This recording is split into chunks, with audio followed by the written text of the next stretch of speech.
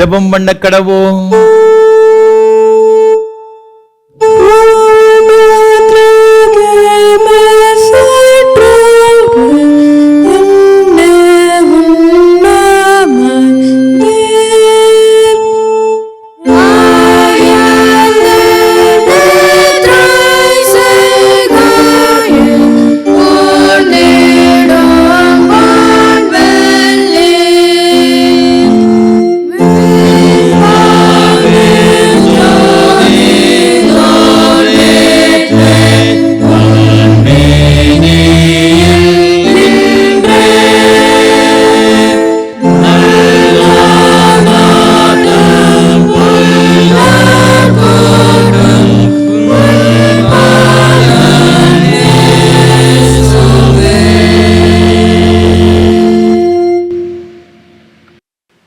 யாக்கோபு என்னும் பூச்சியே, இஸ்ரவேலின் சிறு கூட்டமே, பயப்படாதே, நான் உனக்கு துணை நிற்கிறேன் என்று கர்த்தரும் இஸ்ரவேலின் பரிசுத்தருமாகிய உன் மீட்பர் உரைக்கிறார்.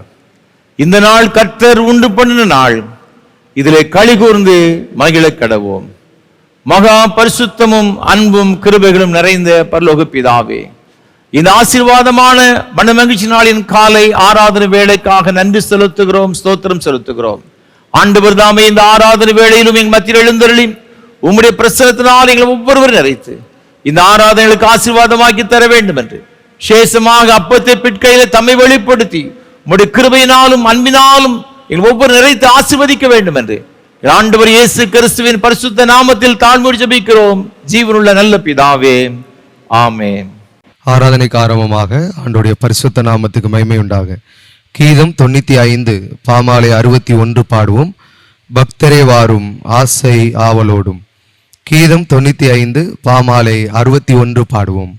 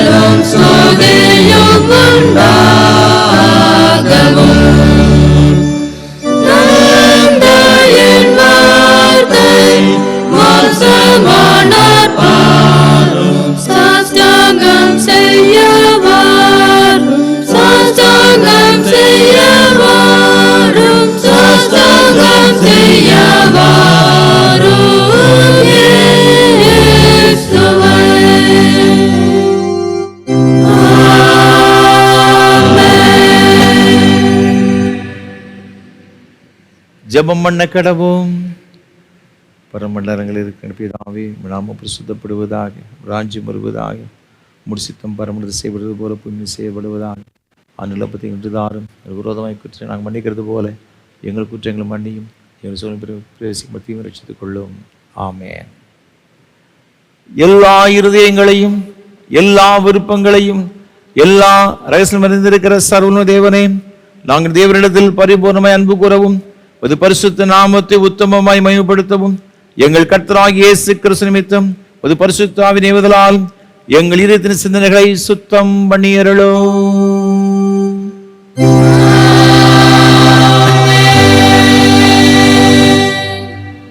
நமது இரட்சகரான கிறிஸ்து திருவுளம் பற்றி சொல்லிய வார்த்தைகளாவன, நம்முடைய தேவனாகிய கர்த்தர் ஒருவரே கர்த்தர். உன் தேவனாகிய கர்த்தரிடத்தில் உன் முழு இதயத்தோடும் முழு ஆத்துமாவோடும் உன் முழு மனதோடும் உன் முழு பலத்தோடு அன்பு கூறுவாயாக என்பதை பிரதான கற்பனை.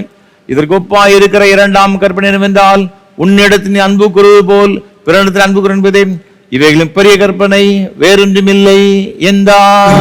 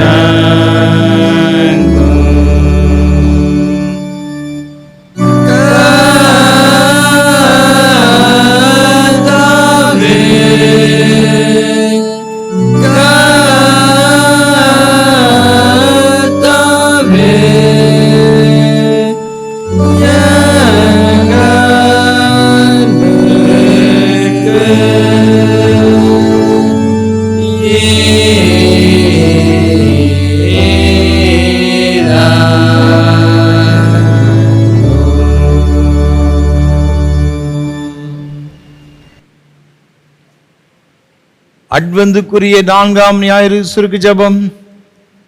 எங்களோடு இருக்கும் அன்பின் பிதாவே, எங்கள் இரட்சகரே, முது பிரசன்னத்தை எப்பொழுதும் உணர்ந்து கொள்ளும்படியாக முது குமாரனாகிய இயேசு கிறிஸ்துவை எங்களுடன் இருப்பதற்காக அனுப்பி தந்தமைக்காக நன்றி செலுத்துகின்றோம். இன்பத்திலும் துன்பத்திலும் போராட்டங்களிலும் ஜெயத்திலும் எங்களோடு இருக்கிறது என்ற முது பிரசன்னத்தை உணர்ந்து கொள்ள உதவி செய்ய வேண்டும் என்று மன்றாடுகிறோம். உம்மை சார்ந்து வாழ பலத்தையும் தைரியத்தையும் எங்களுக்கு உண்டாக்கிட வேண்டும் என்று உம்மோடு பரிசுத்த ஆவியானவரோடும் என்னைக்கு ஜீவித்த அரசாளுகிற ஆண்டவர் இயேசு கிறிஸ்து மூலமாய் தாழ்மையோடு வேண்டிக் கொள்கிறோம்.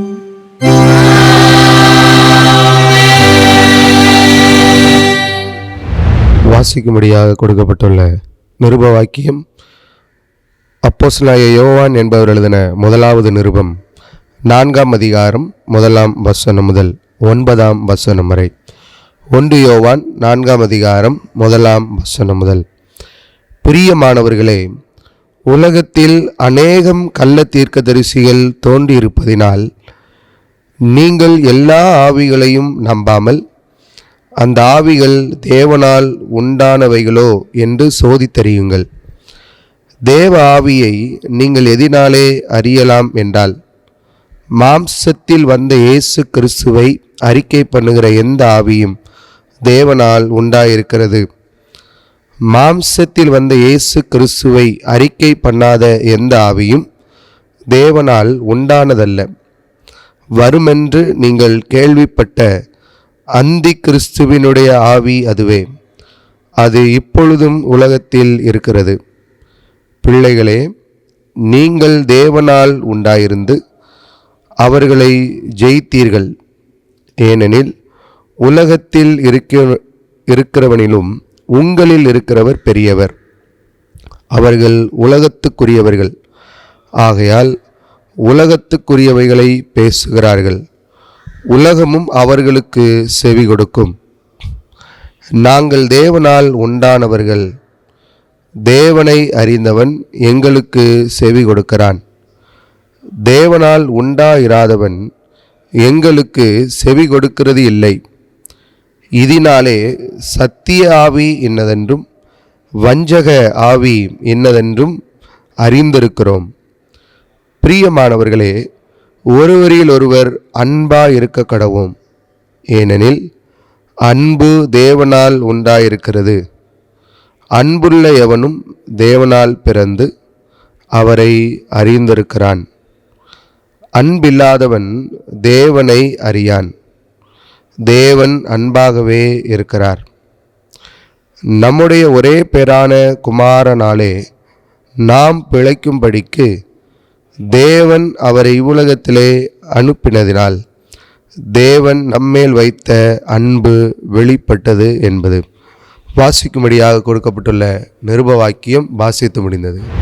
பரிசுத்த சுவிசேஷ வாக்கியம் பரிசுத்த மத்தேயு எழுதின சுவிசேஷம் 6ஆம் அதிகாரம் 25ஆம் வசனம் முதல் அடங்கியிருக்கிறது.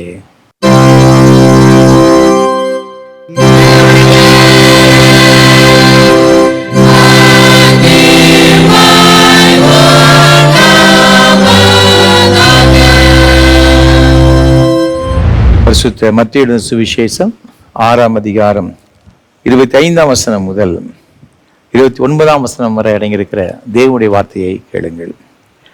ஆகையால் எண்ணத்தை உண்போம், எண்ணத்தை குடிப்போம் என்று உன் ஜீவனுக்காகவும், எண்ணத்தை உடுப்போம் என்று உங்கள் சரீரத்திற்காகவும் கவலைப்படாதீர்கள் என்று உங்களுக்கு சொல்லுகிறேன். ஆகாரத்தை பார்க்கிலும் ஜீவனும், உடையை பார்க்கிலும் சரீரமும் விசேஷித்தவைகள் அல்லவா? ஆகாயத்து பட்சிகளை கவனித்து பாருங்கள். அவைகள் விதைக்கிறதும் இல்லை, அறுக்கிறதும் இல்லை, களஞ்சியங்களில் சேர்த்து வைக்கிறதும் இல்லை. அவைகளையும் உங்கள் பரமபிதா பிழைப்பூட்டுகிறார். அவைகளை பார்க்கிலும் நீங்கள் விசேஷித்தவர்கள் அல்லவா? கவலைப்படுகிறதுனாலே உங்களில் எவன் தன் சரீர அளவோடு ஒரு முழத்தை கூட்டுவான்? உடைக்காகவும் நீங்கள் கவலைப்படுகிறது என்ன? காட்டு புஷ்பங்கள் எப்படி வளருகிறது என்று கவனித்து பாருங்கள். அவைகள் உழைக்கிறதும் இல்லை, நொறுக்கிறதும் இல்லை. என்றாலும் சாலமோன் முதலாய் தன் சர்வ மகிமையிலும் அவைகளில் ஒன்றை போலாயிலும் உடுத்திருந்தது இல்லை என்று உங்களுக்கு சொல்லுகிறேன் என்றார் என்பது.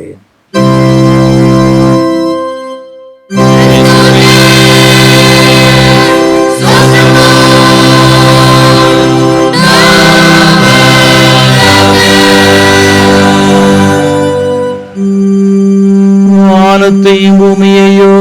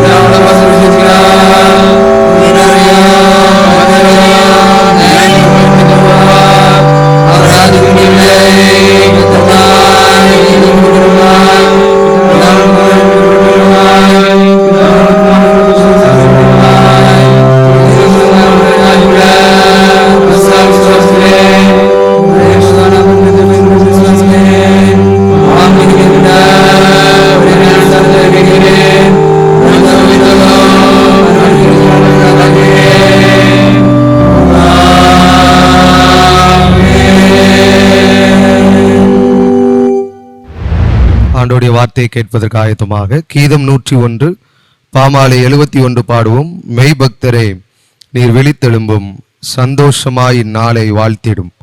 கீதம் 101 பாமாலை 71 பாடுவோம்.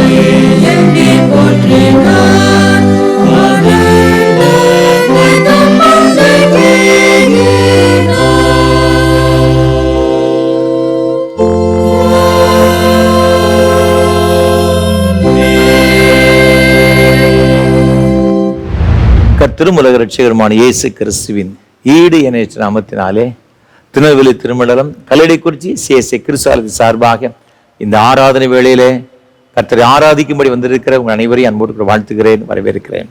அவனுடைய கிருபையும் ஆசீர்வாதம் உங்களோடு கூட என்றும் சதா காலங்களில் நிலைத்திருப்பதாக. ஒவ்வொரு வாரமும் உங்களோடு கூட சேர்ந்து கர்த்தரை ஆராதிப்பதில் மிகுந்த மகிழ்ச்சி அடைகிறேன். கர்த்தரை துதிக்கிறேன், ஸ்தோத்தரிக்கிறேன். விசேஷமாக நம்ம எல்லாரும் ஆண்டவருடைய ஆசீர்வாதங்களை பெற்றுக்கொள்ள வேண்டும், கர்த்தரை ஆராதிக்க வேண்டும் என்ற ஒரு பெரிய தரிசனத்தோடு வாஞ்சியோடு கூட நமக்கு இந்த வாய்ப்புகளை ஏற்படுத்தி தருகிற நம்முடைய அன்பிற்கும் மரியாதைக்கும் ஒரு அருமையான சாது ஐயா அவர்களுக்காக உள்ளத்தின் ஆழத்திலிருந்து கர்த்தரை துதிக்கிறேன். ஆண்டவருடைய ஆசீர்வாதம் நாம் எல்லாம் சுதந்திரித்துக் கொள்ள வேண்டும் என்ற ஒரு பெரிய எண்ணத்தோடு கூட சாது ஐயா அவர்கள் இதை ஏற்படுத்தி கொடுத்திருக்கிறார்கள். கர்த்தர் தாமே சாது ஐயா அவர்களையும் அவர் செய்து கொண்டு வருகிற ஏஞ்சல் தொலைக்காட்சி ஊழியங்கள் மற்றும் இயேசு ஊழியங்களை அபரிவிதமாய் ஆசீர்வதிப்பாராக. ஒவ்வொரு வாரமும் நாங்கள் இந்த ஊழியங்களை மிகுந்த ஜபத்தோடும் அதிக பிரயாசத்தோடும் உங்களுக்கு வழங்கி கொண்டு வருகிறோம். ஒரு ஜபங்கள் அதிகமாக எங்களுக்கு தேவை. எனக்காக என்னோடு கூட இந்த ஊழியத்தில் பங்கெடுத்து கொண்டு வருகிற ஒவ்வொரு கர்த்தருடைய பிள்ளைகளுக்காக விசேஷமாக ஜெபிக்கும்படியாக அன்போடு நான் கேட்டுக்கொள்கிறேன். அது மாத்திரமல்ல, இந்த ஊழியத்திற்கு ஏராளமான தேவைகள் உண்டு. விசேஷமாக ஒளிப்பதிவு செய்வதற்கு நமக்கு அதிகமான தேவைகள் உண்டு. கர்த்தர் உங்கள் உள்ள தேவைன்னு சொன்னால் நீங்கள் மனமு வந்து தாங்க முன்வர உங்களை அன்போடு நான் கேட்டுக்கொள்கிறேன். ஆலயம் இல்லாத இடங்களிலே இருக்கிற ஜனங்களுக்காக, ஆலயத்திற்கு செல்ல முடியாமல் வீடுகளில் இருக்கின்ற வயோதிப அருமையான பெற்றோர்கள், அது மாத்திரமல்ல இந்த இல்லங்களிலே வசிக்கின்ற முதியோர் இல்லங்களில் வசிக்கின்ற அருமையான பிள்ளைகளுக்கு இது மிகவும் பிரயோஜனமாக இருக்கிறது என்பதை அறிந்து ஆண்டவரை துதிக்கிறேன், ஸ்தோத்தரிக்கிறேன். ஆகவே நீங்கள் செய்கிற காரியங்கள் இவர்களுக்கு மிகுந்த பிரயோஜனமாக இருக்கும் என்பது சந்தேகம் கிடையாது. ஆகவே இதற்காக நீங்கள் ஜெபியுங்கள். கர்த்தர் உங்கள் உள்ளத்தில் ஏவுகிறபடி நீங்கள் தாங்க முன் வரும்படியாக ஒரு மிகுந்த அன்போடு கூட கேட்டுக்கொள்கிறேன். இந்த நாளிலும் கூட இந்த ஆராதனை வேளை தாங்க முன்வந்த அருமையான கல்லடைக்குறிச்சி சார்ந்த திரியாஸ் ஜெபமணி ஆசிரியர் அவர்களுக்காக ஆண்டவரை துதிக்கிறேன், ஸ்தோத்தரிக்கிறேன். நம்முடைய ஊழியங்கள் அதிகமாக நேசிக்கின்ற ஒரு அருமையான குடும்பத்தினர், கர்த்தருக்காக வைராக்கியமாக செயல்படுகின்ற ஒரு அருமையான குடும்பத்தினர், அதற்காக ஆண்டவரை துதிக்கிறேன். அவருடைய அன்புக்குரிய துணைவியார் திருமதி ஸ்டெல்லா ஆசிரியர் அவர்களுக்காகவும் ஆண்டவரை துதிக்கிறேன். கர்த்தர் தாமே இந்த அருமையான குடும்பத்தினரை அபரிவிதமாய் ஆசீர்வதிப்பாராக. நல்ல சுகத்தை பலத்தை நீடித்த சுகவாழ்வையும் ஆண்டு கொடுத்து வழிநடத்துவாராக. தேவன் அவளுக்கு கொடுத்த அருமையான மகன் டாக்டர் சாம் ஜெய்சனுக்காக ஆண்டு துதிக்கிறேன். ஒரு சிறப்பாக மருத்துவ பணி செய்து கொண்டு வருகிறார். அதற்காக ஆண்டவருக்கு ஸ்தோத்திரம் செலுத்துகிறேன். அவருடைய அன்புக்குரிய துணைவியார் திருமதி டாக்டர் கிறிஸ்டி பெரில் சாமுக்காக ஆண்டு துதிக்கிறேன். இவர்களும் கர்த்தருடைய ஊழியங்களை தன்னுடைய மருத்துவ பணியின் மூலமாக செய்து கொண்டு வருகிறார்கள். கர்த்தர் தாமே இந்த அருமையான குடும்பத்தை அபரிவிதமாய் ஆசீர்வதிப்பாராக. விசேஷமாக இந்த நாளிலும் அவர்கள் தன்னுடைய திருமண நாளை கொண்டாடும்படியாக தேவன் கிருபை செய்திருக்கிறார். அதற்காக ஆண்டு துதிக்கிறேன். கர்த்தர் தாமே இந்த புதிய ஆண்டுக்குள்ளாக பிரவேசித்திருக்கின்ற அருமையான தம்பதிகளுக்கு நல்ல சுகத்தையும் பலத்தையும் நீடித்த சுகவாழ்வையும் சமாதானத்தையும் மகிழ்ச்சியும் கொடுத்து உயர்வை கொடுத்து ஆண்டவர் ஆசீர்வதிப்பாராக. அது மாத்திரமல்ல, தேவன் அவளுக்கு கொடுத்த அன்பு குழந்தை மகிழன் தியோப்ளஸுக்காக ஆண்டவர் துதிக்கிறேன், ஸ்தோத்தரிக்கிறேன். அருமையான இந்த குட்டி குழந்தையும் கூட ஆண்டவர் எல்லா விதமான கிருபையினாலும் நன்மையினாலும் நிரப்புவாராக. வேதவசனம் சொல்லுகிறபடியே 1 சாமுவேல் புஸ்தகம் 26ஆம் அதிகாரம் 25ஆம் வசனத்திலே ஆண்டவர் வாக்கு கொடுத்தபடியே, நீ ஆசீர்வதிக்கப்பட்டவன், நீ பெரிய காரியங்களை செய்வாய், மென்மேலும் பலப்படுவாய் என்றான். என்ற வார்த்தையின்படியே ஆண்டவர் தாமே இந்த அருமையான பிள்ளைகளுக்கு வேண்டிய எல்லா விதமான ஆசீர்வாதங்களையும் கொடுத்து மென்மேலும் அவளை ஆசீர்வதித்து கர்த்தர் உயர்த்துவாராக. இந்த ஊழியத்தில் பல வகையில் உதவி செய்கிற உங்கள் எல்லாருக்காகவும் ஆண்டவர் துதிக்கிறேன்.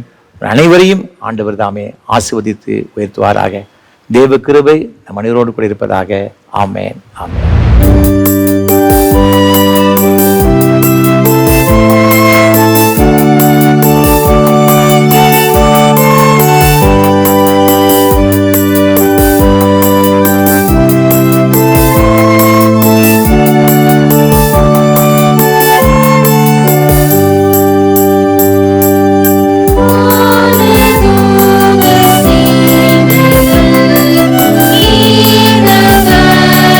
பாடி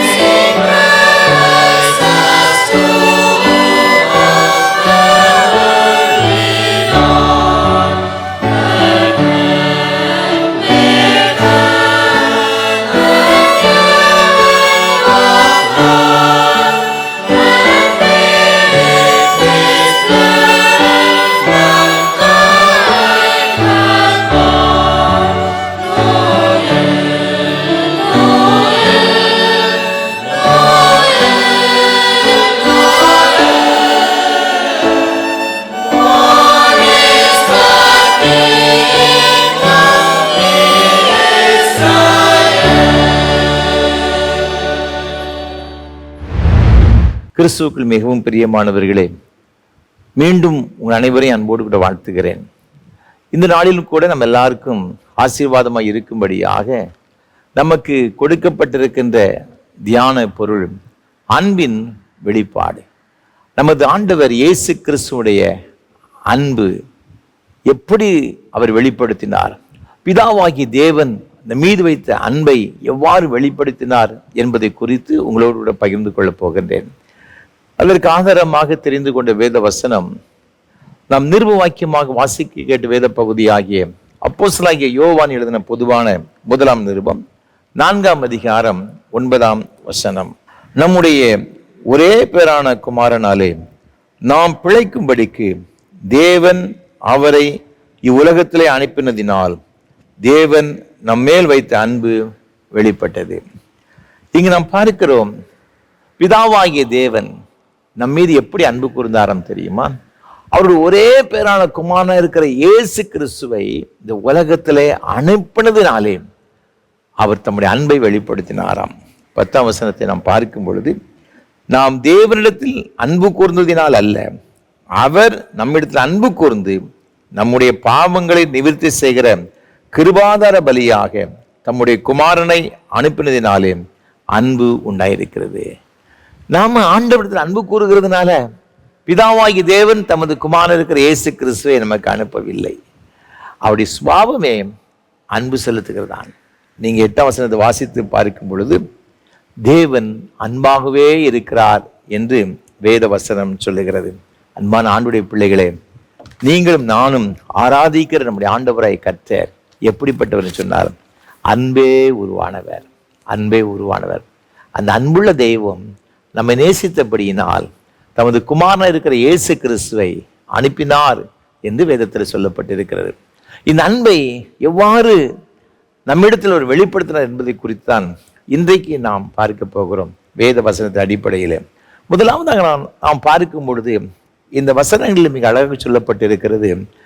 இந்த அன்பை எவ்வாறு வெளிப்படுத்தினார் என்று சொன்னால், தம்முடைய தியாகத்தின் மூலமாக ஆண்டவராய் இருக்கிற இயேசு கிறிஸ்து தம்மையே ஜீவபலி ஒப்பு கொடுத்த நிமித்தமாக பிதாவாகிய தேவன் தம்முடைய அன்பை வெளிப்படுத்தினாராம். இங்க வசனத்தை பாருங்க, தம்முடைய ஒரே பேரான குமாரனாலே நாம் பிழைக்கும்படிக்கு தேவன் அவரை இவ்வுலகத்திலே அனுப்பினதினால் தேவன் நம்மில் வைத்த அன்பு வெளிப்பட்டது. இங்கு மிக அழகாக சொல்லுகிறது, நாம் பிழைக்கும்படிக்கு. நாம ஏன் பிழைக்கணும்? வேத வசனத்திலே நாம் பார்க்கும் பொழுது ரோமர் 1 அதிகாரம் 32 இவ்வாறாக சொல்லுகிறது, இந்த பாவம் செய்தபடினாலே இப்படிப்பட்டவர்கள் மரணத்திற்கு பாத்திரவான்களாக அவர்கள் எண்ணப்படுகிறார்கள் என்பதாக வேதத்தில் சொல்லப்பட்டிருக்கிறது. ஆதியாம் புஸ்தகத்திலே நாம் பார்க்கும் பொழுது இங்கு 6 அதிகாரம் 5 மனுஷனுடைய அக்கிரமம் பூமியிலே பெருகினது என்றும் அவன் இருதயத்து நினைவுகளின் தோற்றமெல்லாம் நித்தமும் பொல்லாதது என்றும் கர்த்தர் கண்டு தாம் பூமியிலே மனுஷனை உண்டாக்கினதற்காக கர்த்தர் மனஸ்தாபப்பட்டார், அது அவர் இருதயத்திற்கு விசனமாய் இருந்தது என்று சொல்லப்பட்டிருக்கிறது. ஆகவே அவர் என்ன நினைச்சார்னு பார்த்தீங்கன்னா, நீங்க தொடர்ந்து வாசித்து பார்க்கும் பொழுது 13 சொல்லுகிறது, அப்பொழுது தேவன் நோவாவை நோக்கி, மாம்சமான யாவரின் முடிவும் எனக்கு முன்பாக வந்தது, அவர்களாலே பூமி கொடுமையினால் நிறைந்தது, நான் அவர்களை பூமியோடும் கூட அழித்து போடுவேன் என்பதாக சொல்லப்பட்டிருக்கிறது. பாவம் செய்தபடியினால் வேத வசனம் சொல்லுகிறது, பாவத்தின் சம்பளம் மரணம், பாவம் செய்கிற ஆத்துமா சாகும் என்று சொல்லப்பட்டிருக்கிறது. ஆக மனுக்குலம் அனைத்தும் பாவத்தை செய்து பாவத்தினால் நிறைந்திருந்தபடினால்தான் ஆண்டவர் இந்த ஜனங்களை அழிக்க சித்தம் கொண்டார் என்று வேதத்தில் சொல்லப்பட்டிருக்கிறது. ஆனாலும் அவர் ஒருவேளை இந்த பாவத்து நிமித்தமாக அவர்கள் மிகுந்த வேதனைப்பட்டாலும் கூட இது ஜனங்கள் மீது வைத்திருந்த அன்பு நிமித்தமாக எப்படியாயிலும் இந்த ஜனங்களை காப்பாற்ற வேண்டும், இந்த ஜனங்கள் இந்த அழிவிலிருந்து மீட்கப்பட வேண்டும் என்ற ஒரே ஒரு காரணத்திற்காக அதைத்தான் அங்கு யோவான் 1 யோவான் 4 அதிகாரம் 9 சொல்லப்பட்டிருக்கிறது. நாம் பிழைக்கும்படிக்கு அவர் தம்முடைய குமாரனை அனுப்பினதினாலே தேவன் நம்மில் வைத்த அன்பு வெளிப்பட்டது என்று சொல்லப்பட்டிருக்கிறது. எப்படி அவர் சொல்லுகிறார், அதுக்கு அடுத்தல சொல்லுகிறார், அவர் தம்மையே கிருபாதார பலியாக ஒப்பு கொடுத்தார்.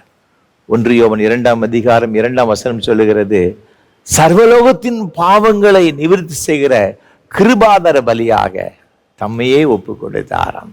ஆகவே தான் யோவான் 3ஆம் அதிகாரம் 16ஆம் வசனம் சொல்லுகிறது, தேவன் தம்முடைய ஒரே பேரான குமாரனை விசுவாசிக்கிறவன் எவனோ அவன் கெட்டு போகாமல் நித்திய ஜீவனை அடையும்படிக்கு அவரை தந்திரளி இவ்வளவாய் உலகத்தில் அன்பு கொண்டார். தேவன் நம்மீது வைத்த அன்பு சாதாரணமான அன்பு கிடையாது. இவ்வளவாய் அன்பு கூர்ந்தார். எவ்வளவாய்? தம்முடைய ஒரே பேரான குமாரனாயிருக்கிற இயேசுவை தந்து விட்டார். அப்படி என்றால் அது எவ்வளவு பெரிய ஒரு ஆசீர்வாதம்.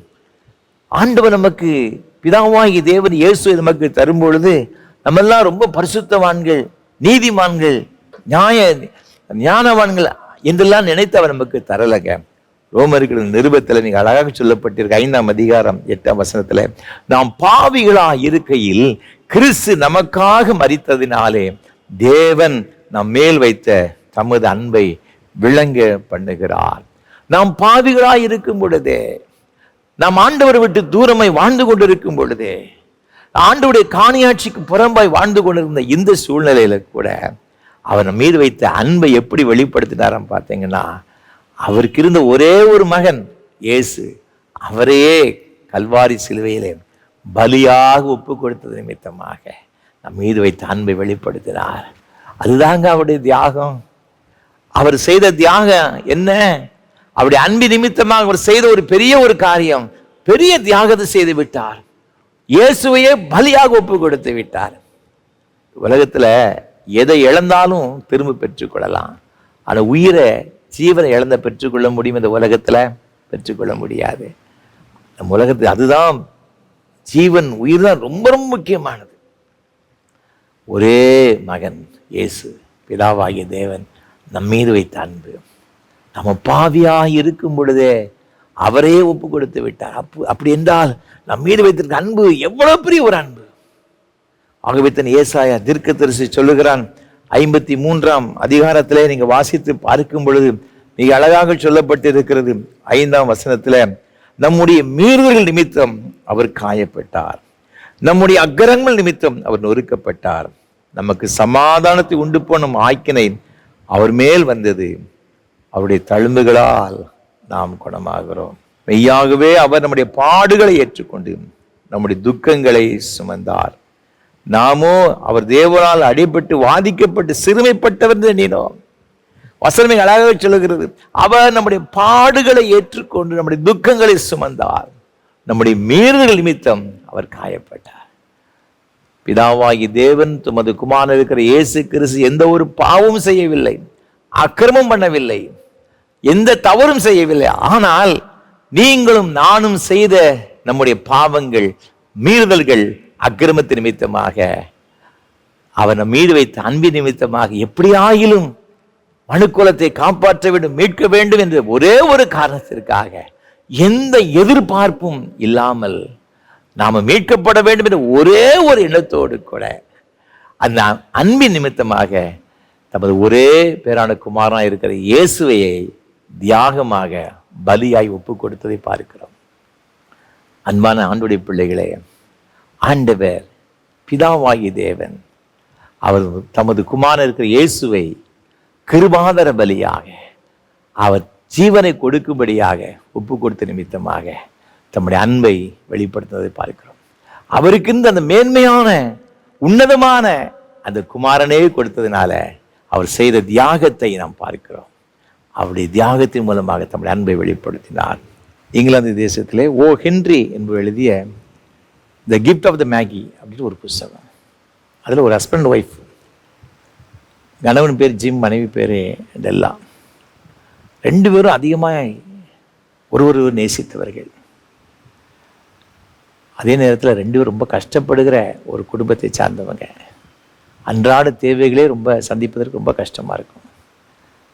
ஜிம் நினைச்சான், திருமணமாக எத்தனை ஆண்டு ஆச்சு, 1 வருஷம் கூட மனைவிக்கு கிறிஸ்மஸ் அன்றைக்கு கிஃப்ட் கொடுக்கலன்னு சொல்லி அவன் ரொம்ப வருத்தப்பட்டான்.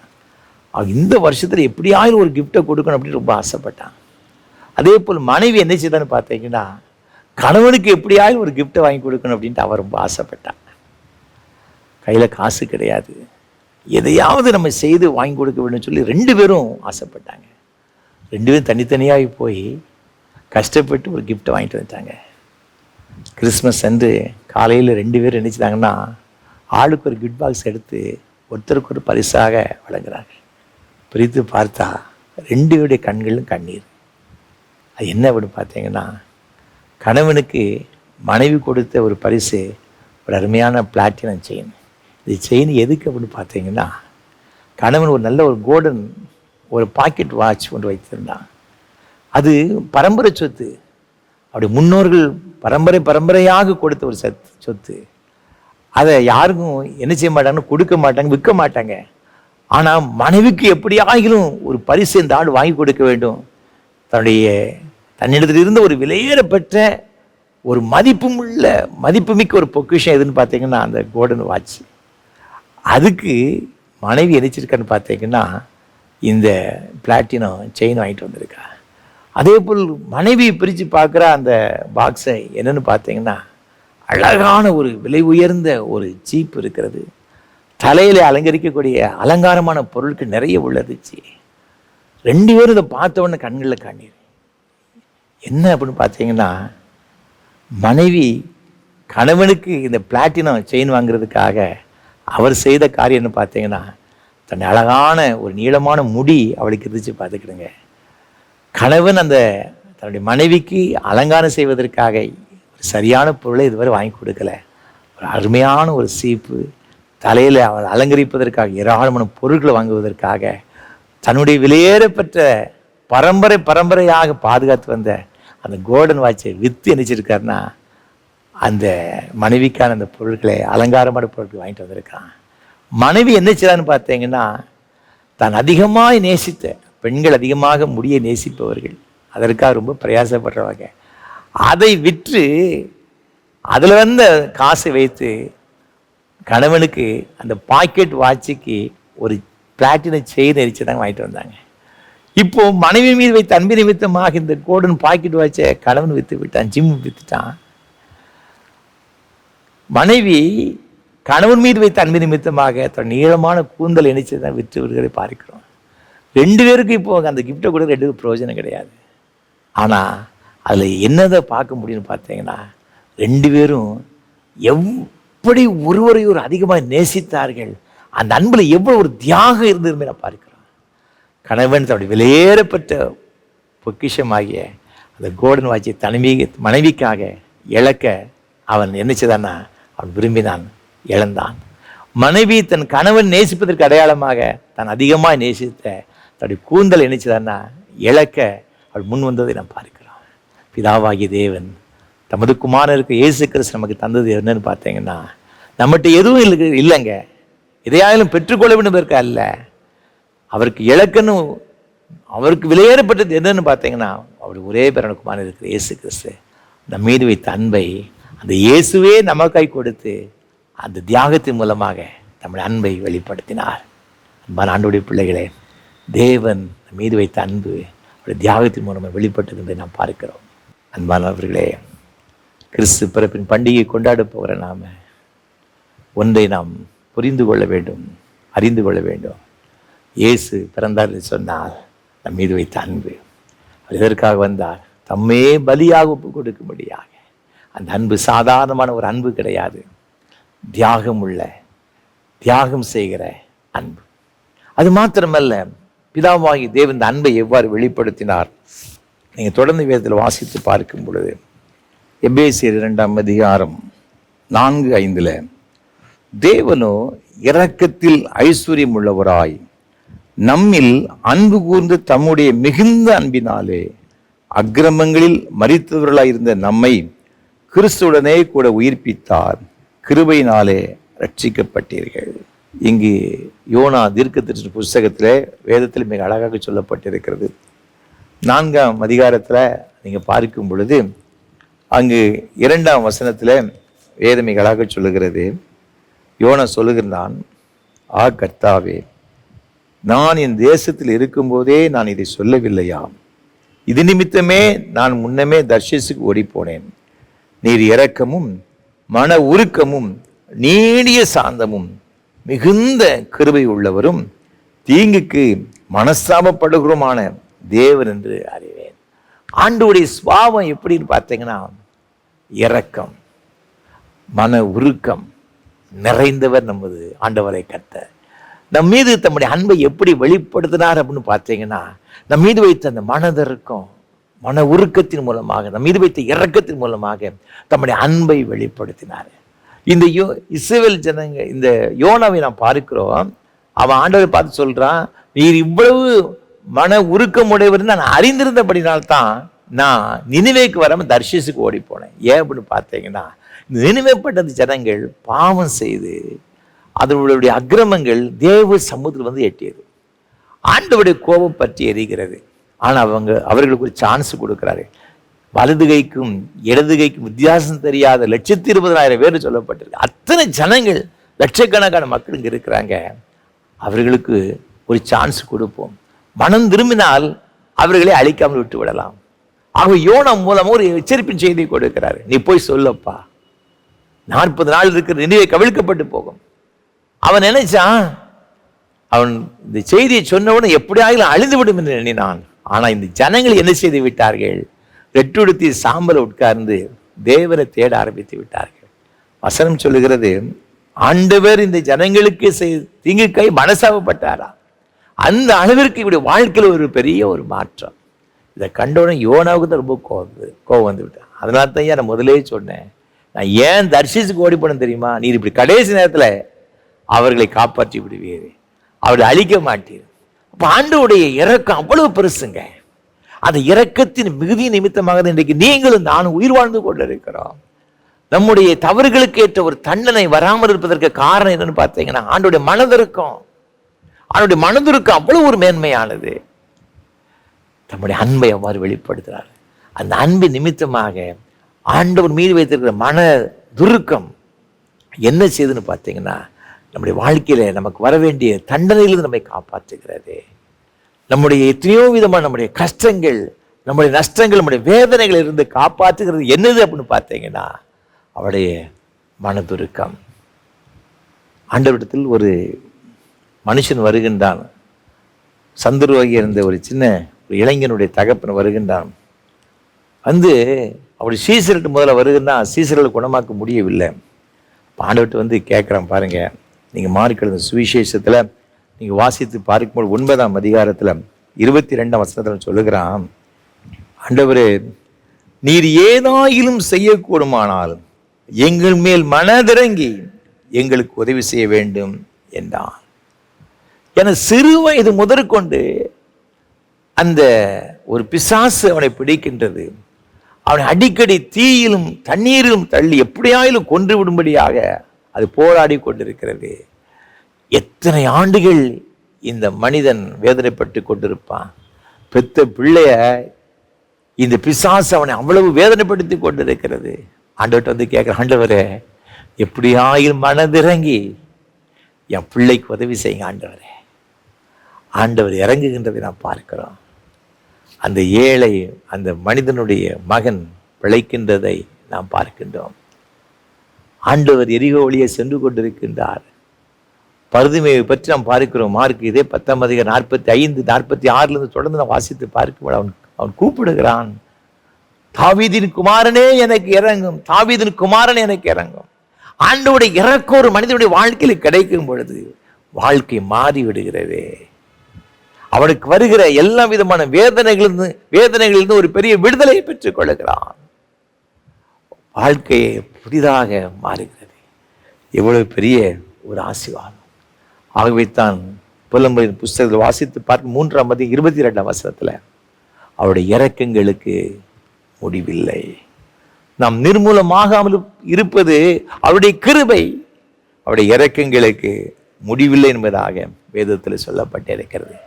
2 நாளாகும் புஸ்தகம் 33ஆம் அதிகாரம் 12, 13 ஆகிய வசனங்கள் வாசித்து பார்க்கும் பொழுது, மனாசே கர்த்தருக்கு விரோதமாக அநேக தவறான காரியங்களை செய்து விட்டான். அசீரிய ராஜா வந்து இந்த மனாசையை பிடித்து கொண்டு செல்கிறார். முச்செடிகள் பிடித்து அதற்கு மத்தியில் பிடித்து கொண்டு செல்கிறான். 2 சங்கிலிகளை கட்டி அவனை இழுத்து கொண்டு செல்கிறான் பாபிலோனுக்கு.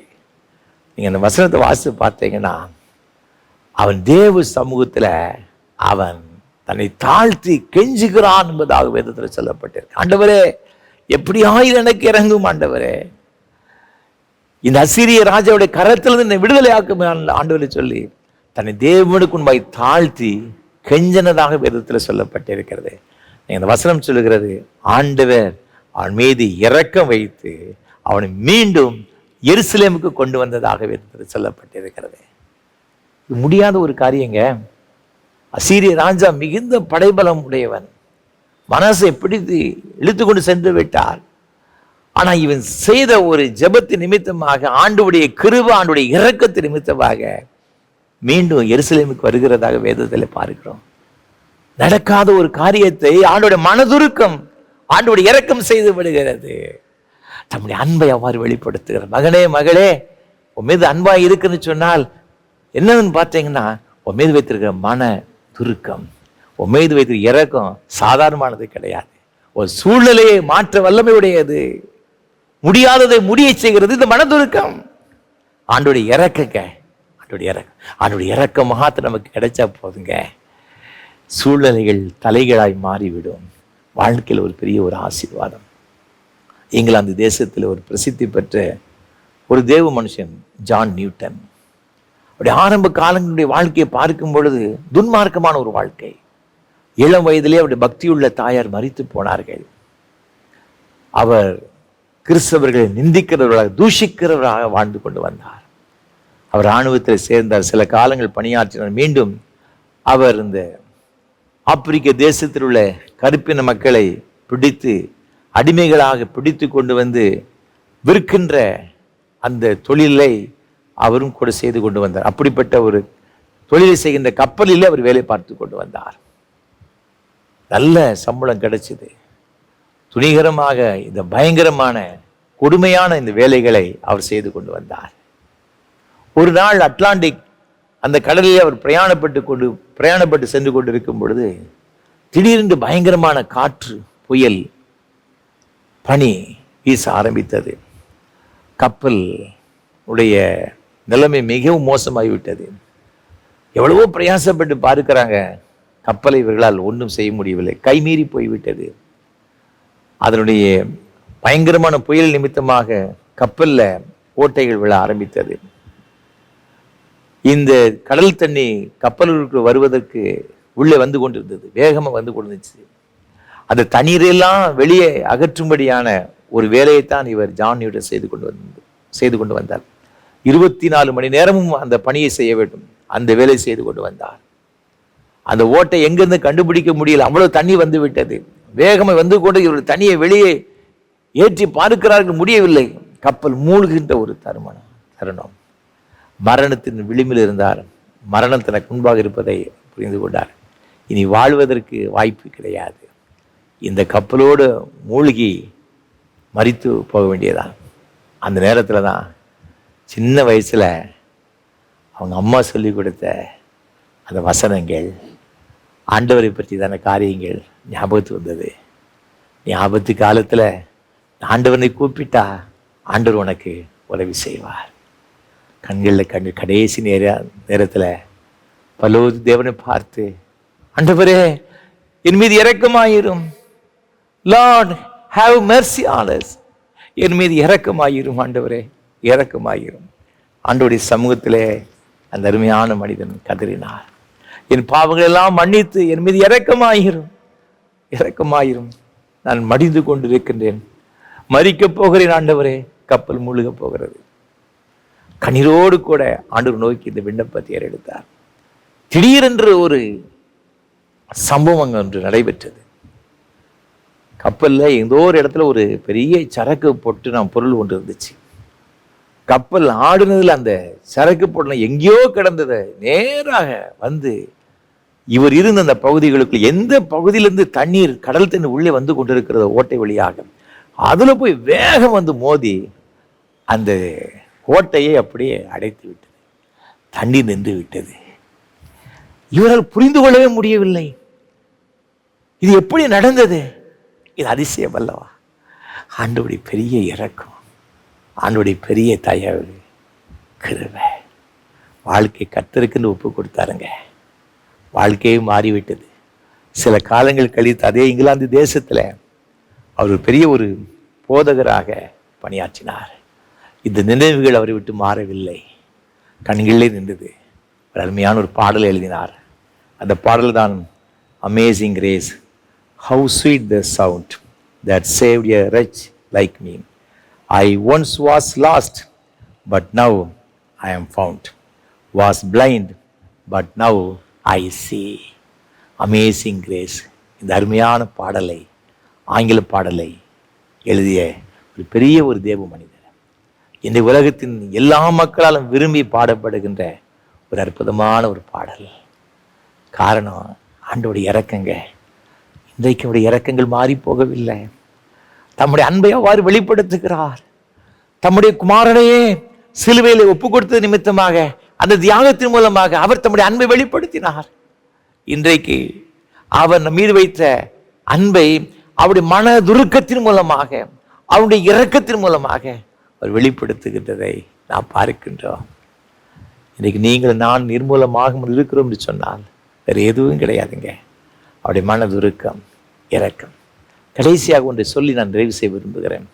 தேவன் தம்முடைய அன்பை எவ்வாறு வெளிப்படுத்துகின்றார் நாம் பார்க்கும் பொழுது வேதத்தில் இவ்வாறாக சொல்லப்பட்டிருக்கிறது. பிலிப்பியர்களின் நிருபம் 4ஆம் அதிகாரம் 19ஆம் வசனம் இவ்வாறாக சொல்லப்பட்டிருக்கிறது. என் தேவன் தம்முடைய ஐஸ்வரியத்தின்படி உங்கள் குறைவையெல்லாம் கிறிஸ்து இயேசுவுக்குள் மகிமையிலே நிறைவாக்குவார். ஆண்டவர் தம்முடைய குறைகளெல்லாம் என்ன செய்வார்னா நீக்குவேன் என்று ஆண்டவர் சொல்லியிருக்கிறார். அவர் நம் மீது வைத்த அன்பை எவ்வாறு வெளிப்படுத்துகிறார் என்று பார்க்கும் பொழுது நம்முடைய தேவைகள் எல்லாம் சந்தித்து நம்முடைய அன்பை வெளிப்படுத்துகிறார். கிரியை இல்லாத விசுவாசம் ஒன்றுக்கு உதவாதுங்க.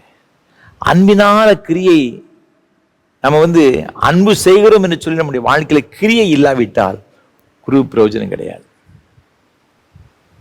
கிரியை இல்லாமல் அன்பு செலுத்தவே முடியாதுங்க. நம்ம அன்பு செலுத்துகிறோம் என்று சொன்னால் அதற்கு அடையாளமே நம்ம வாழ்க்கையில் கிரியை இருக்கணும். ஆண்டவர் மனிதனை எவ்வாறு நேசிக்கிறார் இங்கே 1ஆம் அதிகாரத்தில் வாசித்து பார்க்கும்பொழுது ஆதியாகமம் புஸ்தகத்தில் மிக அழகாக சொல்லப்பட்டிருக்கிறது. ஆண்டவர் எல்லாவற்றையும் படைத்தாராம். 24, 25 ஆகிய வசனங்களில் எல்லா மிருக ஜீவன்களை படைக்கின்றார். நீங்கள் தொடர்ந்து வாசித்து பார்த்தீங்கன்னா எல்லா காட்டு ஜீவன்களையும் படைக்கின்றார். ஜாதி ஜாதியான அந்த அதுக்கடுத்துல எல்லா வகையான மரம் செடிகளெல்லாம் அதுக்கடுத்து படைக்கிற என்பதாக சொல்லப்பட்டது. எல்லாவற்றையும் படைத்து முடித்த பிறகுதான் அவர் மனிதனை தமது சாயலாக உண்டாக்கிறார். எதற்காக? தன்னுடைய பிள்ளைகளுக்கு தேவையான எல்லாவற்றையும் முதல்ல படைச்சிட்டு தான் தன்னுடைய சாயலாக மனிதனை உருவாக்கிறார் என்று பார்க்கிறோம். தம்முடைய பிள்ளைகள் எந்த விதமான குறைவோடு கூட வாழக்கூடாதுங்க. அவருக்கு ஆசை நம்ம பிள்ளைகள் ஆசீர்வாதமாக இருக்கணும். என்னாகும் 24:1 அதைத்தான் சொல்றாரு, இஸ்ரவேலை ஆசீர்வதிப்பதே கர்த்தருக்கு பிரியம். நீங்களும் நானும் ஆசீர்வாதமாக இருக்கணுங்க. அவருடைய அன்பு எவ்வளவு பெரியது பாருங்க. சும்மா நேசிக்கிறேன்னு சொல்லிட்டு போனா கிடையாதுங்க. அதை அதனுடைய அடையாளம் என்னன்னா அந்த கிரியையில் இருக்கிறது.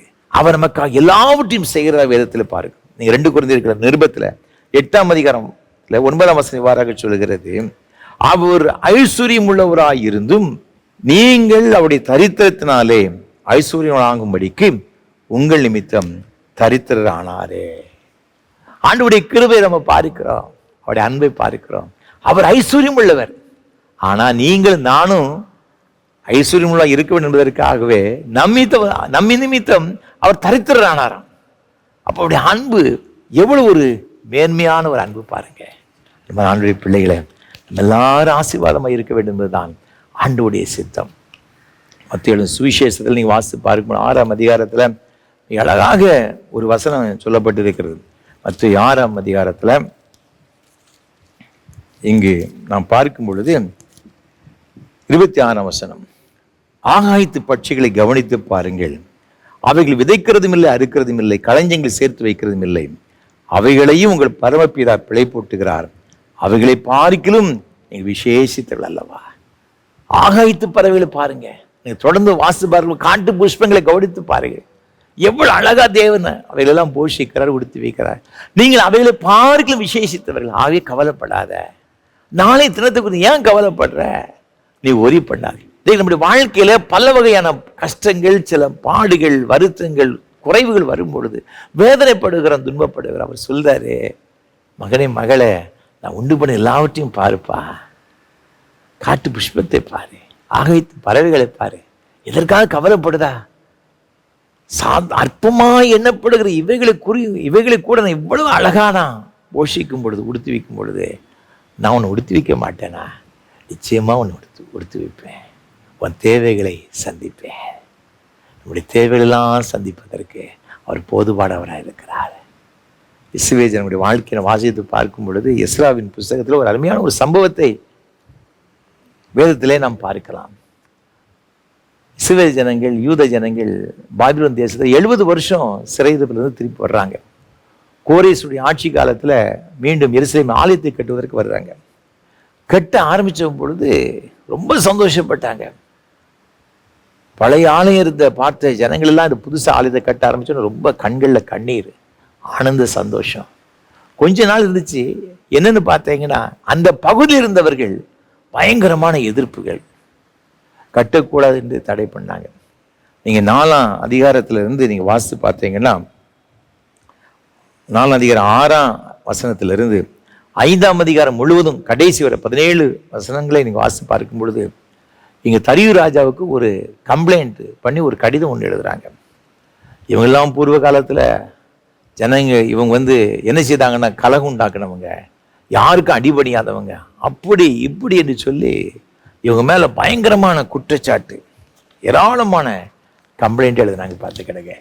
அவங்க நினைச்சாங்க, நம்ம ராஜாவுக்கு ஃபேவராக நம்ம எழுதியிருக்கிறோம், ராஜா நமக்கு சாதகமாக தான் தீர்ப்பு கொடுப்பார் அப்படின்னு நினச்சிட்டு இவங்க எழுதுறாங்க. ஆகவே இவங்க சர்ச்சே ஆலயமே கட்டக்கூடாது, இப்படி கட்டினா உங்களுக்கு எதிராக கலகம் பண்ணுவாங்க அப்படின்ட்டு. அதனால் நீங்கள் அந்த கோரேஸ் ராஜ்யபார காலத்தில் உள்ள இதெல்லாம் நீங்கள் சோதிச்சு பாருங்க, இவங்களை பற்றி இதோடைய அங்கே டாக்குமெண்ட்ஸ் இருக்குன்னு சொல்லி லெட்ரு அனுப்புகிறாங்க. அவங்க எல்லாம் சோதிச்சு பார்த்து அனுப்புகிறாங்க. பார்த்துக்கிடுங்க, இவங்களுக்கு ரொம்ப கண்ணீர், ஆலயத்தை கட்ட முடியலை, தடைப்பட்டு போச்சு. ஆனால் அங்கிருந்து பதில் வருகிறது. நீங்கள் வேதத்தில் வாசித்து பாருங்க, 6ஆம் அதிகாரத்தில் 3 தொடர்ந்து வாசித்து பார்க்கும் பொழுது அந்த ராஜா என்ன பதில் கொடுக்குறேன்னு பார்த்தீங்கன்னா, ராஜாவாகிய கோரேசின் 1ஆம் வருஷத்தில் கோரேஸ் ராஜா எருசலேமில் இருந்த தேவாலயத்தை குறித்து பிறப்பித்த உத்தரவு என்னவென்றால், தேவாலயமானது பலி செலுத்தப்பட்டு வந்த ஸ்தானத்திலே கட்டப்பட கடவது, அதன் அஸ்திபாரங்கள் பலமாய் இருப்பதாக, அது 60 முழ உயரமும் 60 முழ அகலமாய் இருக்க வேண்டும் சொல்லி வரிசையாக இந்த ஆலயம் எப்படிலாம் கட்டப்பட வேண்டும் என்பதை குறித்து கோரேஸ் இருந்ததை இந்த தரியு ராஜா பார்த்து அவர் சொல்றான். 6ஆம் வசனத்தை வாசித்து பார்க்கும் பொழுது இந்த கம்ப்ளைண்ட் எழுதுனவங்க பார்த்து சொல்றாங்க, ஒருத்தங்க கூட அவர்களுக்கு போய் இடல் பண்ணக்கூடாது, எல்லாரும் அவர்களை விட்டு விலகி இருக்க வேண்டும் என்று சொல்லி 6ஆம் வசனம் சொல்லப்பட்டிருக்கிறது. 7ஆம் வசனத்தில் அவர்கள் அந்த இடத்துல ஆலயத்தை கட்டுவார்கள். அது தொடர்ந்து வாசித்து பார்க்கும் பொழுது 8ஆம் வசனத்தை தான் அது மிக நன்றாக வேதத்தில் சொல்லப்பட்டிருக்கு பாருங்க. தேவனுடைய ஆலயத்தை யூதரின் மூப்பர் கட்டும் விஷயத்தில் நீங்கள் அவர்களுக்கு செய்யத்தக்கதாய் நம்மால் உண்டான கட்டளை என்னவென்றால், அந்த மனிதருக்கு தடை உண்டாகாதபடிக்கு நதிக்கு அப்புறத்தில் வாங்கப்படும் பகுதியாகிய ராஜாவின் திரவியத்திலே அவர்களுக்கு தாமதம் இல்லாமல் செல்லும் செலவு கொடுக்க வேண்டும். நீங்க எனக்கு என்னெல்லாம் கொடுக்க வேண்டும் என்று சொல்லி அங்க வரி வாங்குறீங்களோ அதை எல்லாம் இவங்களுக்கு கொடுங்க. நீங்க தொடர்ந்து வேதத்தை வாசித்து பார்க்கும் பொழுது அங்கு இளங்காளைகள், ஆட்டுக்கடாக்கள், ஆட்டுக்குட்டிகள், கோதுமை, உப்பு, திராட்சை ரசம், எண்ணெய் முதலானவைகள் தினம் தினம் அவர்கள் சொற்படி தாட்சி இல்லாமல் கொடுக்கப்பட வேண்டும். உப்பு கொண்டு நீ வாங்கி கொடுத்துரு, ஒன்று கூட குறை வைக்க கூடாது. ஆண்டவர் எவ்வளவு ஒரு ஆச்சரியத்தை மாற்றி விடுகிறது பார்க்கிறோம். தமது ஜனங்களுடைய தேவைகளை சந்திக்கிற ஆண்டவருங்க. இதுக்கு எதிராக நீ ஏதாவது செய்வாய் என்று சொன்னால் உன் வீட்டிலிருந்து ஒரு உத்தரம் பிடுங்கப்பட்டு அதுல உன்னை தூக்கி போட்டுருவேன், உன் வீடு குப்பை மேடாகி விடும் என்று சொல்லி இங்க ஆண்டவர் இந்த தரியு ராஜா மூலமாக அவர்களுக்கு ஒரு அற்புதம் செய்கின்றதை பார்க்கிறார். அன்பான ஆண்டுடைய பிள்ளைகளே, நமக்கு யுத்தம் பண்ணுகிற ஆண்டவர், நம்முடைய தேவைகளை சந்திக்கிற ஆண்டவர் நமக்கு இருக்கின்றார். இப்படிப்பட்ட ஆண்டவரை தாங்க நாம கொண்டாட போகிறோம். அவருடைய பிறப்பின்படியை கொண்டாட போகிறோம். பிதாவாகி தேவன் மீது வைத்த அன்பை சாதாரணமாக வெளிப்படுத்தவில்லைங்க. அவர் செய்த தியாகம், இயேசுவை சிலுவையிலே ஒப்பு கொடுத்த ஒரு பெரிய தியாகம். அது மாத்திரமல்ல, அவருடைய மனதுருக்கம், அவருடைய இரக்கத்தின் மூலமாக அவர் தம்முடைய அன்பை வெளிப்படுத்தினார். அதனால நீங்களும் நானும் பிழைக்கின்றோங்க. அது மாத்திரமல்ல, உலகத்தில் வாழ்வதற்கு எல்லா தேவைகளையும் ஆண்டவர் நமக்காக சந்திப்பதற்கு போதுமானவரை இருக்கிறேன் என்று சொல்லி எல்லா தேவையும் சந்திக்கிற ஒரு ஆண்டவராக, அப்படிப்பட்ட ஒரு அன்பை வெளிப்படுத்துகிற ஆண்டவராக இன்றைக்கு இருக்கிறார். இந்த ஆண்டவரை தான் நாம் ஆராதித்து கொண்டிருக்கிறோம். வருகிற காலங்களில் உங்களுடைய தேவைகள் எல்லாவற்றையும் கற்று சந்தித்து ஒரு குறைவில்லாமல் உங்களை பாதுகாத்து மகிழ்ச்சியினாலும் சமாதானம் நிரப்புவாராக. ஆமேன், ஆமேன். அர்ப்பணிப்பின் பாடலாக கீதம் 77 கிறிஸ்தவ கீர்த்தனை 23 பாடுவோம். அதி மங்களகாரணனை துதி தங்கிய பூரணனை. கீதம் 77 கிறிஸ்தவ கீர்த்தனை 23 பாடுவோம்.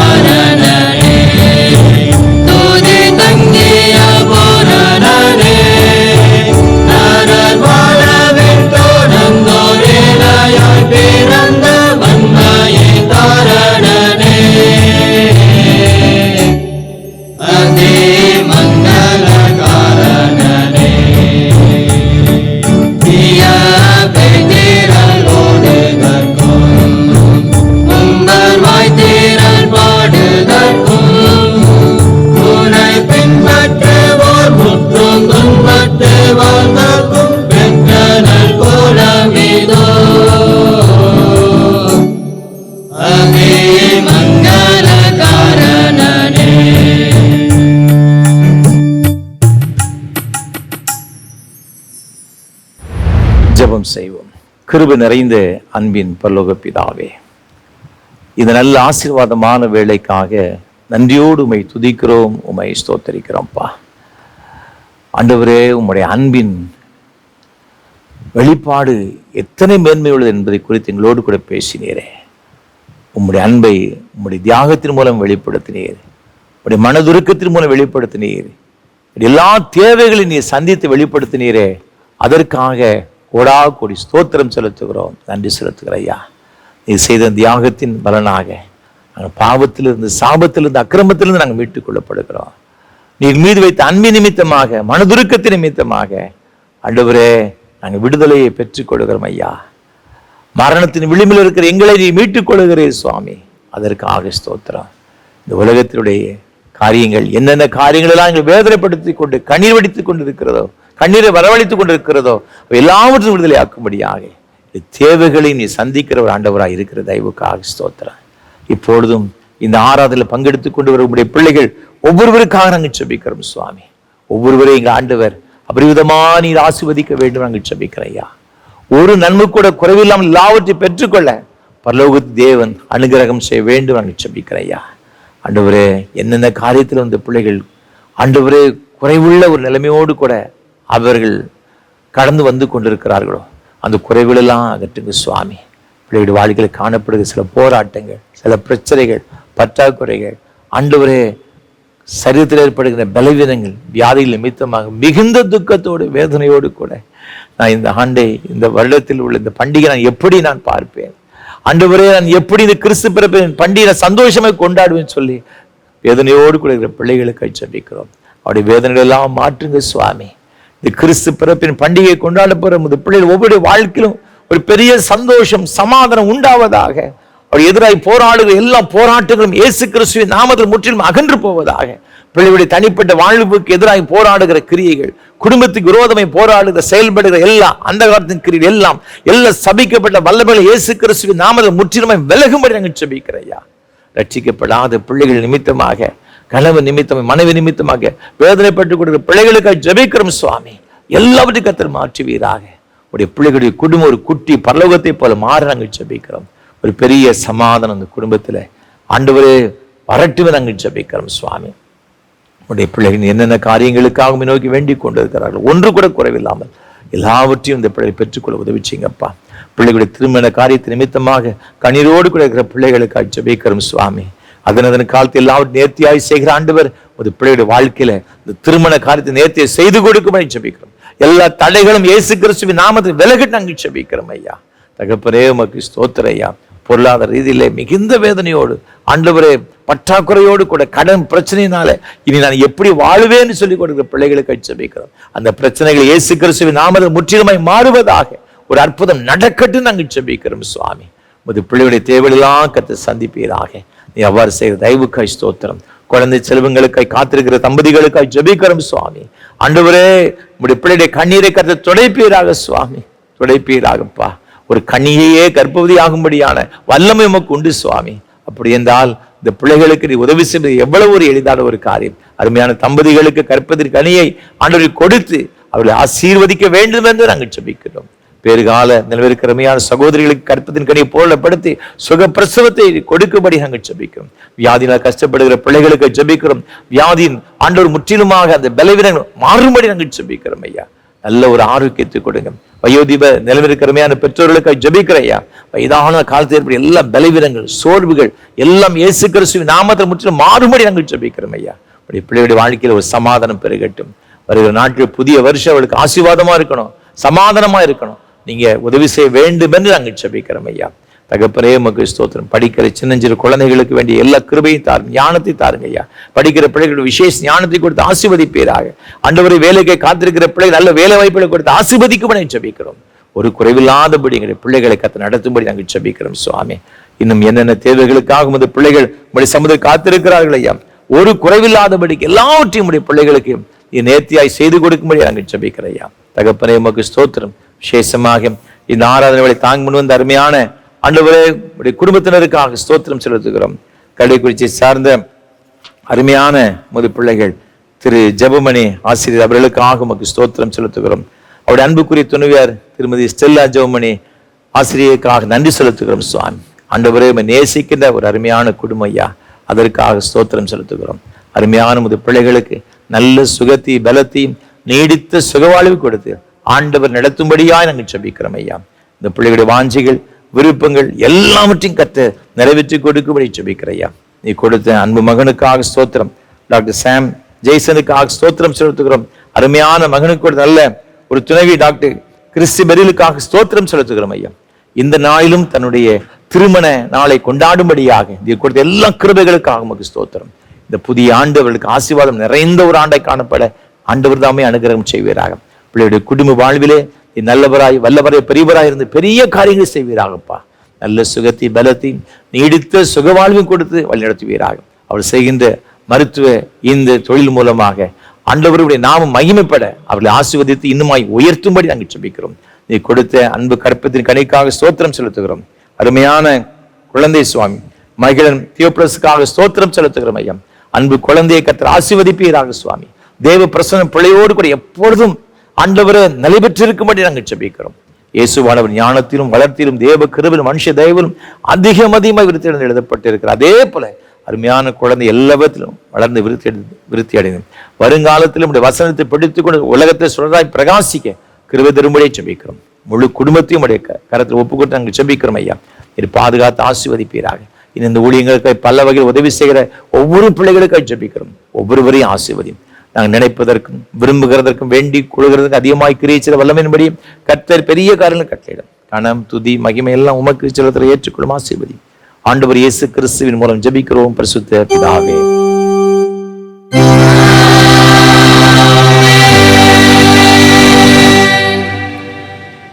உங்கள் பாவங்கள் நிமித்தம் முழு இதயத்தோடுமையாய் மனசாபப்பட்டு பிறரிடத்து அன்பும் சிநேகமாயிருந்து இனி தேவனுடைய கற்பனைகளை கை கொண்டு புதிதாக்கப்பட்டவர்களாக அவருடைய பரிசுத்த மார்க்கத்தில் நடப்போம் என்று தீர்மானத்தில் நீங்கள் விசுவாசத்தோடு சேர்ந்து உங்களுக்கு ஆறுதல் உண்டாகும் இந்த பரிசுத்த சாக்கிரமத்தை வாங்கிக் கொள்ளுங்கள்.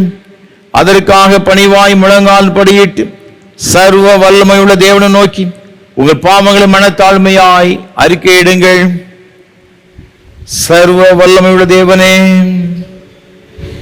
எங்கள் கர்த்தராகிய இயேசு கிறிஸ்து பிதாவே, சகலத்தையும் சிருஷ்டித்தவரே, சகல மனிதருக்கு நியாயாதிபதியே, தேவ நீதி உள்ள கோபாக்கினை எங்கள் வரத்தக்கதாக நாங்கள் அடிக்கடி நினைவினாலும் வார்த்தையினாலும் கிரியையினாலும் முடிதீவிய மகத்துக்கு விரோதமாக அலங்கரித்த பலவிதமான பாவங்களையும் அக்கிரமங்களையும் அறிக்கையிட்டு புலம்புகிறோம். இந்த குற்றங்களை குறித்து நாங்கள் உண்மையாய் மனசாபப்பட்டு முழு மனதோடு துக்கப்படுகிறோம். அவை நினைத்து வேதனைப்படுகிறோம். அவைகள் எங்களால் சுமக்கப்படாத பாரம் எங்களுக்கு இறங்கும். மிகுந்த இறக்கமுள்ள பிதாவே எங்களுக்கு இறங்கும். நாங்கள் செய்த யாவையும் உமது குமாரனும் எங்கள் கர்த்தருமாய் இயேசு கிறிஸ்து நிமித்தம் எங்களுக்கு மன்னியும். உமது நாமத்திற்கு கனமும் மகிமை உண்டாகும். நாங்கள் புதிதாக்கப்பட்டவர்களாகி இனி எப்பொழுதும் உமக்கு ஊழியம் செய்து உமக்கு பிரியமாய் நடந்து வரும்படி எங்கள் கர்த்தராகிய இயேசு கிறிஸ்து மூலமாய் கட்டளையிட்டருளும். ஆமென். உத்தம மனஸ்தாபத்தோடும் உண்மையான விசுவாசத்தோடும் தமிழர் மனம் திரும்புகிற யாவருக்கும் பாவ மன்னிப்பு அருளச் செய்வோம் என்று மிகுந்த இரக்கமாக வாக்குத்தத்தம் செய்திருக்கிறேன். நம்முடைய பரமபிதாவாகிய சர்வ வல்லமையுள்ள தேவன் நம்முடைய கர்த்தராய் இருக்கிற இயேசு கிறிஸ்து நிமித்தம் உங்களுக்கு இறங்கி உங்கள் பாவங்கள் எல்லாவற்றையும் மன்னித்து அவைகளின் விடுதலையாக்கி சகல நன்மையை உறுதிப்படுத்தி நிலைநிறுத்தி ஒரு நித்திய ஜீவகரையில் சேர்ப்பாராக.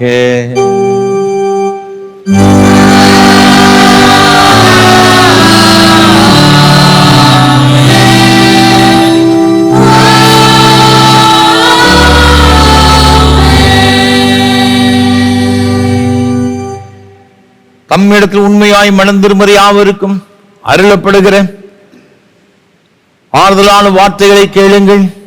வருத்தப்பட்டு பாரம் சுமக்கிறவர்களே, நீங்கள் எல்லாரும் என்னிடத்தில் வாருங்கள், நான் உங்களுக்கு இளைப்பாறுதல் தருவேன்.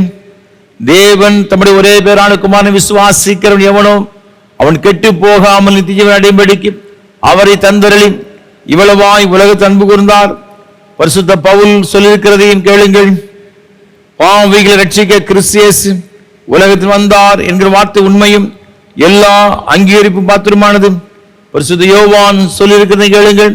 ஒருவன் பாவம் செய்வானானால் நீதிபதியாய் இருக்கிற இயேசு கிறிஸ்து நமக்காக பிதாவிடத்தில் பரிந்து பேசுகிறவராய் இருக்கிறார். நம்முடைய பாவங்கள் நிவர்த்தி செய்கிற கிருபாதார பலி அவரே. உங்களுக்கு உயர்த்தும்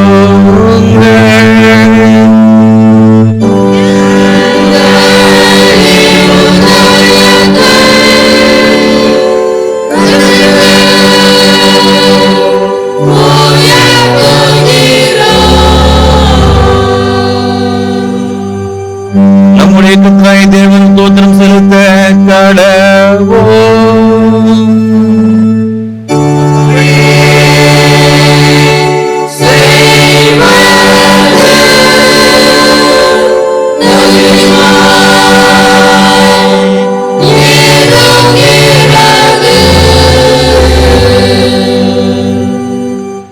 கர்த்தாவே, பரிசுத்த பிதாவே, சர்வ வல்லமையுள்ள நித்திய தேவனே, நாங்கள் எக்காலத்திலும் எவ்விடத்திலும் தேவருக்கு தோத்திரம் செலுத்துகிறது எங்களுக்கு விசேஷித்த கடமையுமாயிருக்கிறது. ஆதலால் தூதரோடும் பிரதான தூதரோடும் பரம சபை அனைத்தோடும் நாங்களும் முது மகிமையுள்ள நாமத்தை புகழ்ந்து மேன்மைப்படுத்தி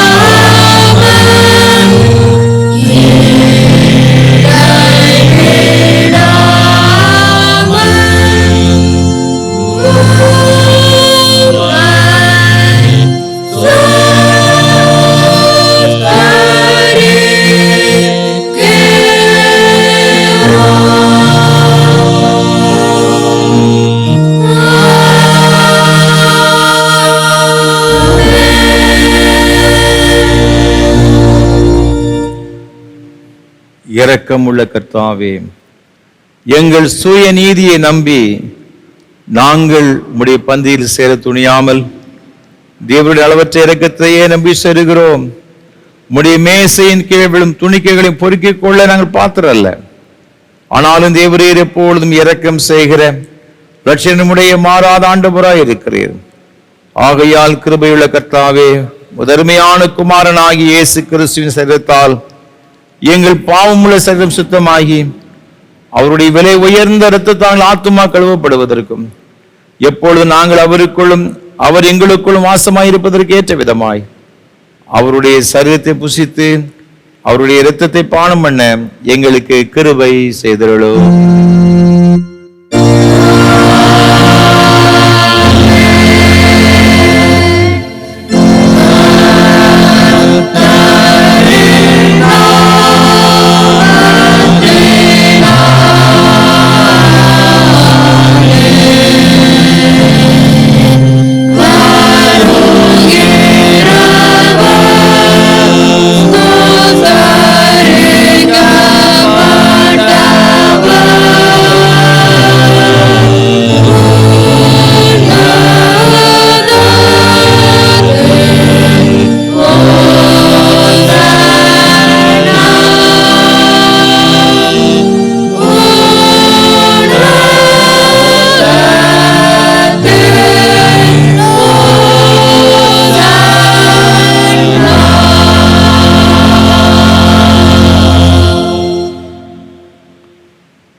சர்வ வல்லமையுள்ள தேவனே, எங்கள் பரமபிதாவே, தேவரீர் எங்களுக்கு உருக்கமாக இறங்கி உம்முடைய ஒரே குமாரனாகிய இயேசு கிறிஸ்து சிலுவையில் மரணம் அடைந்து எங்களை மீட்டுக் கொள்ளும்படி அவர் தந்தளினரே. அவர் சிலுவையிலே ஒரே தரம் தம்மை தாமே ஏகபலியாக ஒப்பு கொடுத்து சர்வலோகத்தின் பாவங்களை நிவர்த்தி செய்வதற்கு நிறைவும் பூரணம் போதுமான பலியையும் காணிக்கையையும் பரிகாரத்தையும் செலுத்ததும் அல்லாமல் தமது அருமையான மரணத்தை என்றைக்கும் நினைப்பூட்ட ஞாபகத்தை நியமித்து தாம் திரும்ப வரும்பளவும் நாங்கள் அதை அனுசரித்து வரும்படி தமது பரிசுத்த சுவிசேஷத்தில் கட்டிருக்கிறாரே. இரக்கமுள்ள கர்த்தாவே, எங்கள் ஜெபத்தை கேட்டருளி முதுகுமாரனும் எங்கள் இரட்சகருமாகி இயேசு கிறிஸ்து கட்டளையிட்ட பரிசுத்த நியமத்தின்படி நாங்கள் அவருடைய பாடுகளையும் மரணத்தை நினைவுகூர்ந்து உமது சிறுசி பதார்த்தங்களாகிய இந்த அப்பத்தையும் திராட்சை ரசத்தையும் பெற்றுக் கொள்ளும் பொழுது அவருடைய பரிசுத்தமுள்ள சரீரத்திற்கும் இரத்தத்திற்கும் பங்கு உள்ளாகும்படி கிருபை செய்ய வேண்டும் என்று மிகுந்த தாழ்மையோடு வேண்டிக் கொள்கிறோம். இயேசு தாம் காட்டிக் கொடுக்கப்பட்ட அன்றாத்திரியிலே அப்பத்தை எடுத்து ஸ்தோத்திரம் பண்ணி அதை பிட்டு சீசல் கொடுத்து, எல்லாரும் வாங்கி புசியுங்கள், இது உங்களுக்காக கொடுக்கப்படுகிற என்னுடைய சரீரம். என்னை நினைவுறும்படி செய்தார். அப்படிதான் போஜன பண்ணின பின்பு பாத்திரத்தை எடுத்து ஸ்தோத்திரம் பண்ணி அவர்களுக்கு கொடுத்து, நீ எல்லாரும் இதில் பானம் பண்ணுங்கள், இது பாவ மன்னிப்புக்கென்று உங்களுக்காக அநேகருக்காக சிந்தப்படுகிற புது உடன்படிக்கைக்குரிய என்னுடைய இரத்தம். இதை பானம் பண்ணும் பொழுதெல்லாம் என்னை நினைவுறும்படி இதை செய்யுங்கள் என்று திருவுளம் பற்றினார். Yeah.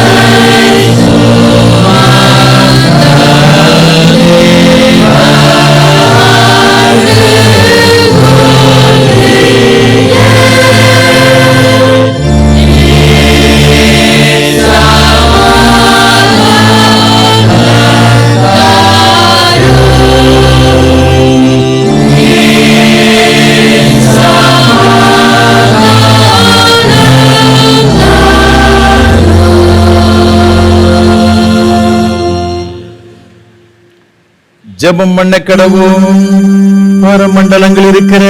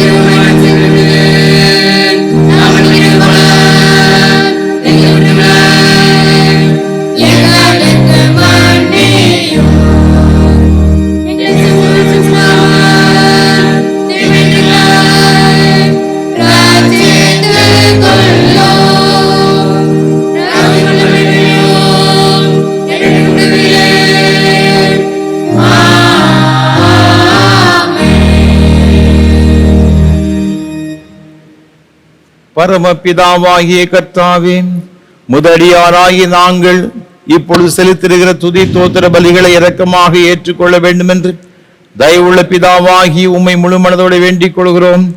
உம்முடைய குமாரனாகிய இயேசு கிறிஸ்துவின் புண்ணியத்தினாலும் மரணத்தினாலும் அவர் திரு ரத்தத்தை பற்றி விசுவாசத்தின் மூலமாக நாங்களும் மற்றும் உள்ள உம்முடைய சபை அனைத்தும் பாவ மன்னிப்பையும் அவர் பாடுகளினால் உண்டான மற்றெல்லா நன்மைகளையும் பெற்றுக்கொள்ளும்படி தேவரீர் கிருபை செய்ய வேண்டும் என்று தாழ்மையாக பிரார்த்திக்கிறோம். கர்த்தாவே, சரீரமும் ஆத்மமாகி எங்களை முழுவதும் தேவருக்கு புத்தியும் பரிசுத்தமும் ஜீவன பலியாக ஒப்புக் கொடுக்கிறோம். இப்பொழுது பரிசுத்த நற்கரையில் பங்கு பெற்றிருக்கிற எங்கள் எல்லாரையும் தேவரீர் உமது கிருபையினாலும் பரம ஆசீர்வாதத்தினால் நிரப்பிட வேண்டும் என்று பணிவாய் வேண்டிக் கொள்கிறோம்.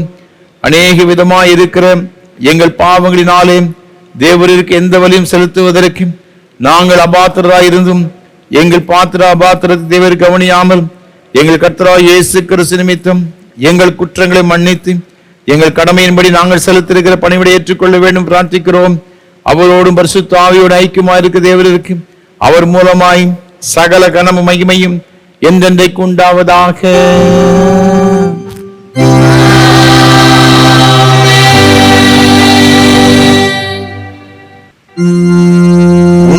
தேவனுக்கு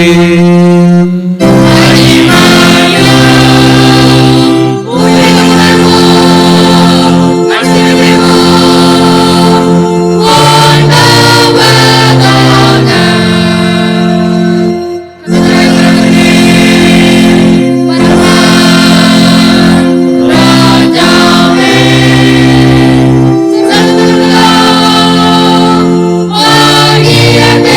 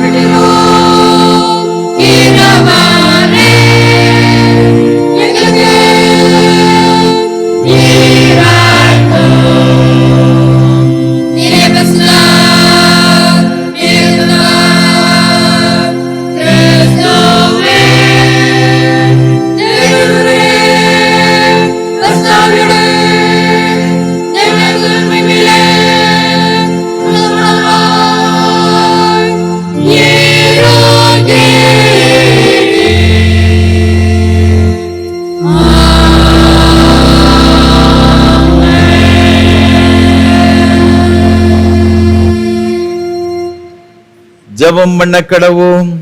சர்வ வல்லமையுள்ள தேவனே, இன்று நாங்கள் காதால கேட்ட வாக்கில் பலனத்தாய் போகாமல் உடைய நாமத்திற்கு கனமும் புகழும் உண்டாவதற்கு ஏதுவாகிய நன்னடக்கையாகிய கனிகளை கொடுக்கும்படி உடைய கிருபையினால் இந்த வாக்கியங்களை எங்கள் இருதயத்தில் வைத்தருள வேண்டும் என்று ஆண்டவர் இயேசு கிறிஸ்து மூலமாய் வேண்டிக் கொள்கிறோம்.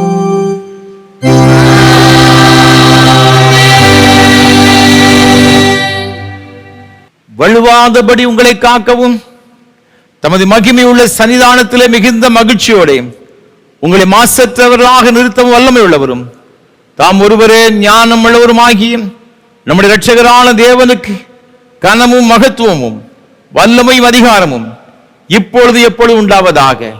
பிதா, குமாரன், பரிசுத்த ஆவியாகிய சர்வ வல்லமையுள்ள தேவனுடைய ஆசீர்வாதங்களோடு கொண்டிருந்து இன்றும் என்றும் சதா காலங்களிலும் உங்களோட நிலைத்திருக்க கடவது.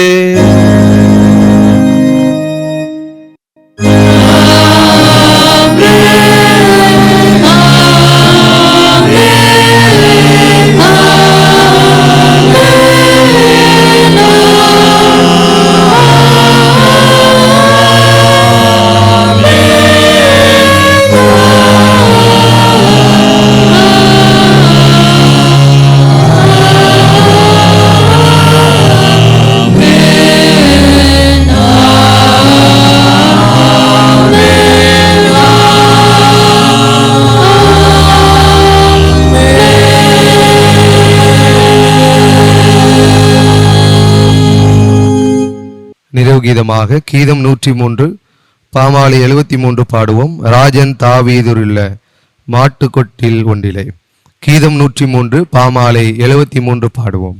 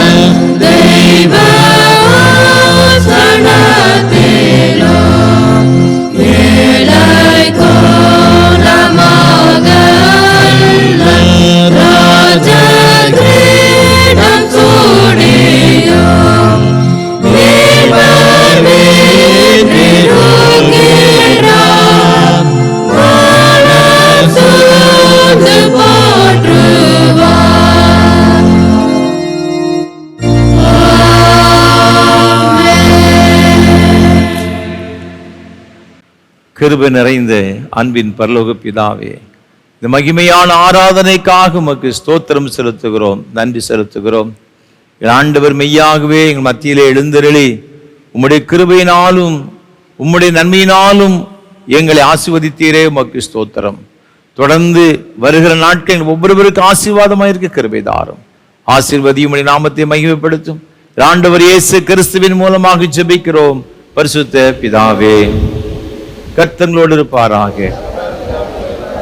தெய்வ சமாதானத்தோட சென்று வாருங்கள்.